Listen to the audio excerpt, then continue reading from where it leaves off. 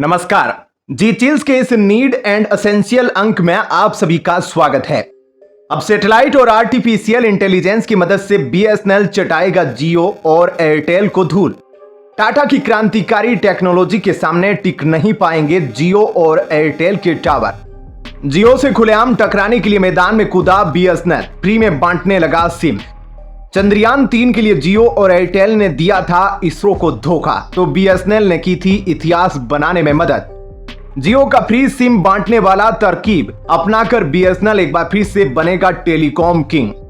बेटे की शादी के बीच जियो का प्राइस कम करने के लिए मुकेश अंबानी बुला सकते हैं अर्जेंट मीटिंग।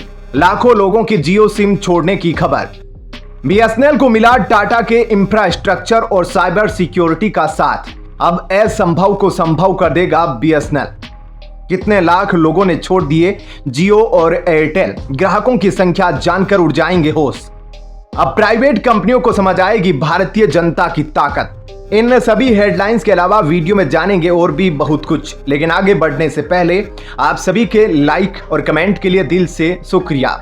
भारत की जिस जनता ने जियो और एयरटेल को टेलीकॉम का सरताज पहनाया था, अब उसी जनता ने ठान लिया है कि अगला सरताज बीएसएनएल को पहनाना है।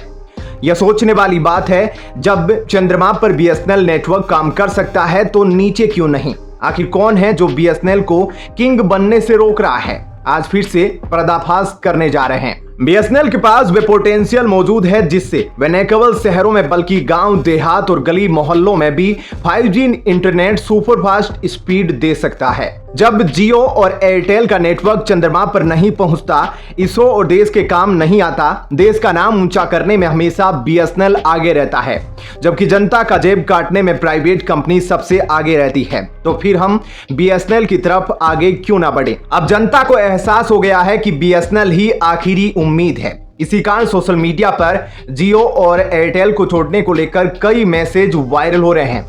जिस प्रकार प्राइवेट कंपनियों ने फ्री में सिम बांटकर जनता को अपनी जाल में फंसाया था और आज दहेज का पैसा जनता से वसूल रही है, ठीक उसी प्रकार अब बीएसएनएल ने भी फ्री सिम बांटना शुरू कर दिया है। लेकिन बीएसएनएल पर लोगों का भरोसा है, क्योंकि इसने न केवल बॉर्डर पर बल्कि चांद पर भी भारत का साथ दिया। देश की सुरक्षा को अगर किसी ने सबसे ज्यादा मजबूत किया है तो उसमें बीएसएनएल का नाम सबसे पहले आता है। इसी बीच रतन टाटा का पूरा सपोर्ट बीएसएनएल को मिलने लगा है। इंफ्रास्ट्रक्चर डेवलपमेंट से लेकर साइबर सिक्योरिटी के मामले में रतन टाटा की कंपनी ने कैसे बीएसएनएल को अपनी गोद में ले लिया है। माना जा रहा है कि रतन टाटा की कंपनी ने आर्टिफिशियल इंटेलिजेंस और सैटेलाइट कम्युनिकेशन में जमकर इन्वेस्ट करना शुरू कर दिया है, जिसका पूरा फायदा बीएसएनएल को मिलेगा, जबकि इस तरह की टेक्नोलॉजी में जियो और एयरटेल पीछे रह जाएंगे। टाटा कम्युनिकेशन है तो दुनिया के सबसे बड़े आर्टिफिशियल इंटेलिजेंस कंपनी एनवीडिया के साथ हाथ भी मिला लिया है। यह जियो के लिए सबसे घातक साबित हो सकता है, क्योंकि आने वाले समय में बीएसएनएल और टाटा आर्टिफिशियल इंटेलिजेंस की मदद से अपने ग्राहकों को ऐसे सेवाएं देंगे जो जियो कभी देने की सोच भी नहीं सकता। इसकी चर्चा आगे करेंगे, लेकिन आइए सबसे पहले जान लेते हैं कि आखिर चंद्रयान 3 के साथ क्या हुआ था। चंद्रयान 3 मिशन में जियो एयरटेल ने नहीं दिया था भारत का साथ। बीएसएनएल नेटवर्क के भरोसे चंद्रयान 3 ने किया था वैज्ञानिकों से बात। इसरो ने अपने महत्वपूर्ण मिशन चंद्रयान 3 के लिए नेटवर्क कनेक्टिविटी के लिए बीएसएनएल का इस्तेमाल किया था। यह मिशन पूरी तरह सफल रहा था और देश का सीना चौड़ा कर दिया था। इसरो ने जियो या एयरटेल जैसी निजी कंपनियों की बजाय सरकारी कंपनी बीएसएनएल को चुना और उसने यह जिम्मेदारी बखूबी निभाई। अगर इसरो ने जियो और एयरटेल का नेटवर्क इस्तेमाल में लिया होता तो काफी पैसे खर्च करने पड़ते, क्योंकि ये प्राइवेट कंपनियां मौका देखकर भाव बढ़ा देती है। इसरो के टेलीमेट्री ट्रैकिंग और कमांड नेटवर्क ISTRAC ने चंद्रयान 3 मिशन की सफल लैंडिंग के ऐतिहासिक क्षण में सहायता के लिए बीएसएनएल को धन्यवाद दिया था। मिशन सफल होने के बाद इसरो ने कहा था कि बीएसएनएल की टीम ने महत्वपूर्ण लिंक की निगरानी की और बेंगलुरु के सैटेलाइट कंट्रोल सेंटर में मिशन डाटा को सफलतापूर्वक समर्थन दिया। इस प्रकार बीएसएनएल ने दिखाया कि वह सरकारी कंपनी होते हुए भी तकनीकी रूप से सक्षम है और उसने इसरो के महत्वपूर्ण मिशन में योगदान देकर अपनी क्षमता का प्रमाण दिया। यह भारतीय वैज्ञानिक उपलब्धियों के लिए गर्व का क्षण है और बीएसएनएल की भूमिका सराहनीय है। आमतौर पर लोग बीएसएनएल को बेहद कमजोर मानते हैं, लेकिन बीएसएनएल हमेशा से मजबूत रहा है। जबकि कुछ अमीर लोगों को फायदा पहुंचाने के लिए बीएसएनएल को जानबूझकर कमजोर बनाया गया। इस तरह बीएसएनएल ने साबित किया कि वह न केवल ग्राहकों के लिए सस्ती सेवाएं प्रदान कर सकता है, बल्कि देश के महत्वपूर्ण वैज्ञानिक मिशनों में भी महत्वपूर्ण योगदान दे सकता है। इसके अलावा भी बीएसएनएल ने कई महत्वपूर्ण मिशन में भारत का नाम रोशन किया है, जिसके बारे में हम आगे अपने वीडियो में चर्चा करेंगे। अब आइए जान लेते हैं कि बीएसएनएल ने क्यों फ्री सिम बांटना शुरू कर दिया है और इसने मुकेश अंबानी की टेंशन कैसे बढ़ा दी है।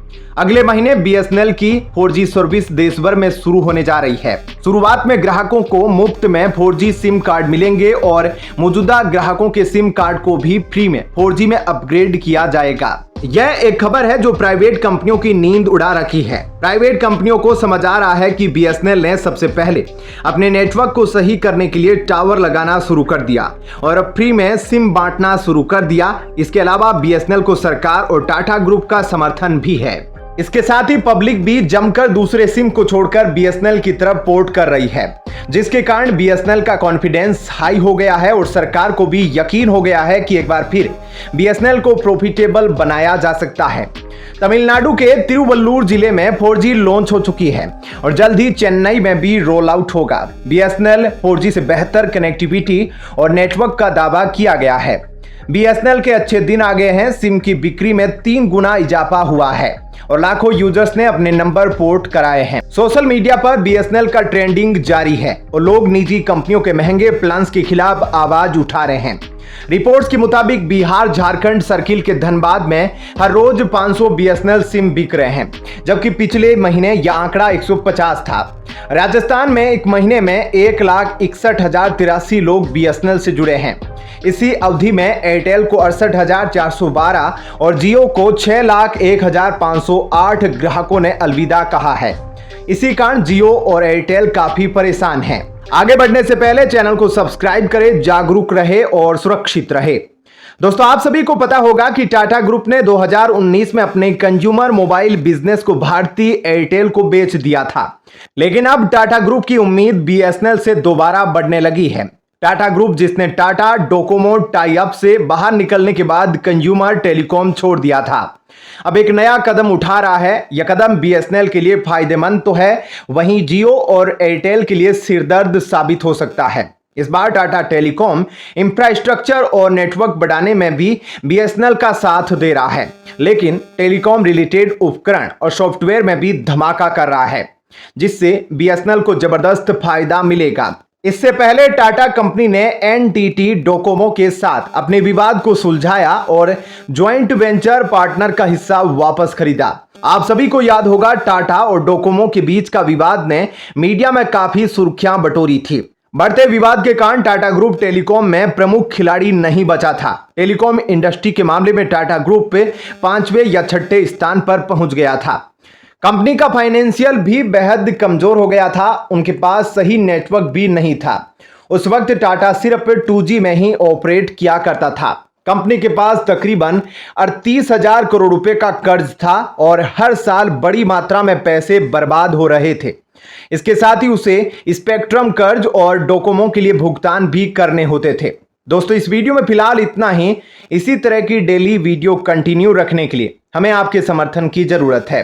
कृपया इस वीडियो को ज्यादा से ज्यादा शेयर करें और उम्मीद करते हैं कि आप इस वीडियो पर कम से कम 1000 लाइक देंगे। आप देख रहे थे जी चिल्स। जल्द पूरे होंगे आपके व्हील्स। धन्यवाद।